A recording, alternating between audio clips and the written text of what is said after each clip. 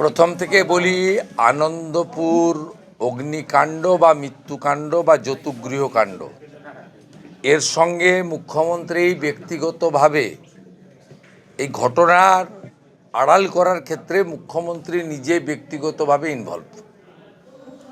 কারণ ডেকোরেটরের মালিক যিনি গ্রেপ্তার হয়েছেন তিনি যেমন অভিযুক্ত, সাথে সাথে ও মোমো বলে যে সংস্থার মোমো তৈরি করার গ্যাস ওভেন থেকেই বা গ্যাস সিলিন্ডার থেকে আগুনটা ছড়িয়েছে, তার সঙ্গে মুখ্যমন্ত্রীর ব্যক্তিগত সম্পর্ক তার দল এবং সরকারের তো আছেই।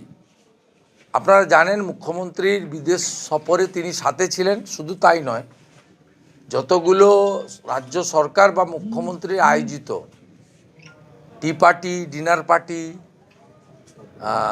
বাণিজ্য সম্মেলন, শিল্পপতি সম্মেলন, বিজয়া সম্মেলনী, এরকম অন্তত 20টা ইভেন্ট পাবেন গত 5 বছরে, যেখানে মাননীয় মুখ্যমন্ত্রীর সঙ্গে এই মোমো কোম্পানির মালিককে সরাসরি আপনি দেখতে পেয়েছেন। স্বাভাবিকভাবে মুখ্যমন্ত্রী সেই কারণে প্রথম দিন থেকে যাননি।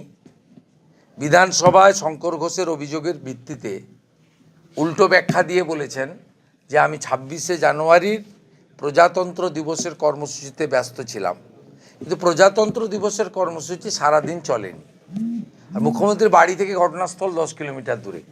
তাই এই যে বিচ্ছিন্ন ঘটনা নয়, এই কেসকে কমজোরি করা এবং মুখ্যমন্ত্রী বিধানসভায় দাঁড়িয়ে আমার বক্তব্যের পরে যে বক্তব্য রেখেছেন তাতে 10 লক্ষ টাকা কম্পেনসেশন দেওয়ার কথা বলেছেন রাজ্য সরকারের, কিন্তু রাজ্য সরকারের কম্পেনসেশন দেওয়া হয়নি।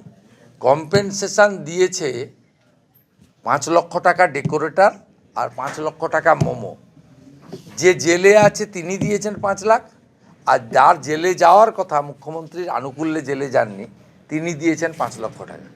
তাই এই মামলাকে দুর্বল করা, চার্জশিট যাতে মোমো কোম্পানির মালিকের বিরুদ্ধে না হয়, মামলা যাতে অন্য গতি না পায়, এগুলো করার জন্যই এই মিসইউজ অফ গভর্নমেন্ট পাওয়ার এই কাজগুলো হচ্ছে মুখ্যমন্ত্রীর ইশারায়, নির্দেশে, ইচ্ছায়।